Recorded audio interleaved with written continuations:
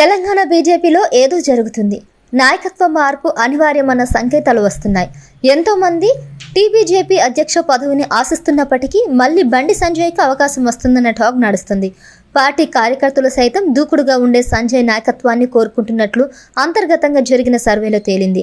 దాంతో ఇప్పుడు ఢిల్లీ పెద్దలకు దిక్కుతోచడం లేదు.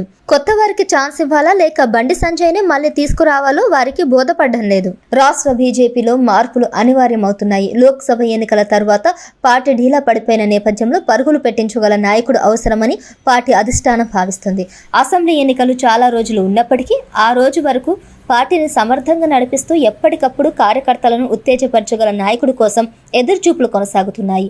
మల్కాజిగిరి ఎంపీ ఈటెల రాజేందర్, మాజీ ఎమ్మెల్సీ రామచంద్రరావు పేర్లు పరిశీలనకు వచ్చినట్లు కొంతకాలం క్రితం చర్చ జరగగా ఇప్పుడు మాత్రం అందుకు భిన్నంగా పావులు కదులుతున్నాయి.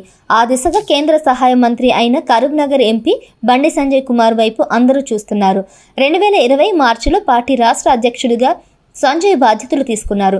అధ్యక్షుడిగా కొనసాగినన్ని రోజులు రాష్ట్రంలో పార్టీకి తెచ్చిన ఊపు అంతా ఇంత కాదు. ఒక విధంగా చెప్పాలంటే రాష్ట్రంలో బీజేపీ పరిస్థితి సంజయ్ అధ్యక్షుడికి ముందు ఆ తర్వాత అన్నట్లుగా ఎవరైనా అంటుంటారు. అందుకే బీజేపీ అభిమానులు ఇప్పుడు మళ్ళీ బండి సంజయ్ నాయకత్వాన్ని కోరుకుంటున్నారు. పార్టీకి ఆయన అయితేనే 100% న్యాయం చేస్తారని అంటున్నారు. బీజేపీ ఇప్పుడు క్షేత్రస్థాయి వరకు వెళ్ళిందంటే అది ఆయన చలువేనని, ప్రతి గడపకు కమలం పువ్వు పరిచయం అయిందంటే ఆయన కారణమని అంటున్నారు.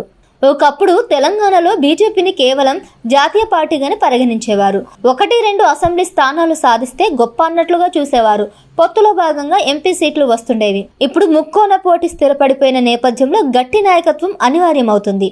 ప్రస్తుత బీజేపీ అధ్యక్షుడు కిషన్ రెడ్డి కేంద్రంలో కీలక మంత్రి పదవి నిర్వహిస్తున్నారు. ఆయన్ను కేంద్రంలో ఉంచడమే బెటర్ అని, రాష్ట్ర నాయకత్వ బాధ్యత నుంచి రిలీఫ్ ఇవ్వాలని అధిష్టానం భావిస్తుంది. ఆ పరిస్థితిలో బండి సంజయ్ని తీసుకొచ్చి మళ్ళీ కూర్చోబెట్టాలని కార్యకర్తలు, ద్వితీయ శ్రేణి నేతలు కోరుతున్నారు. బీఆర్ఎస్ అధికారంలో ఉన్నప్పుడు ఆ పార్టీని ఎదిరించి కేసీఆర్ కుటుంబానికి చుక్కలు చూపించిన నేతగా బండి సంజయ్ జనంలో పరపతి పెంచుకున్నారు.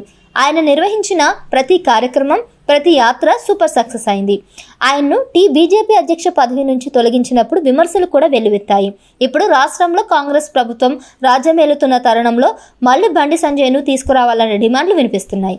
అధ్యక్ష పదవిపై ఈటెల రాజేందర్ కోటి ఆశలు పెట్టుకున్నట్లుగా అంటున్నారు. అయితే అధిష్టానం మాత్రం అందుకు ఇష్టపడడం లేదని తెలుస్తుంది.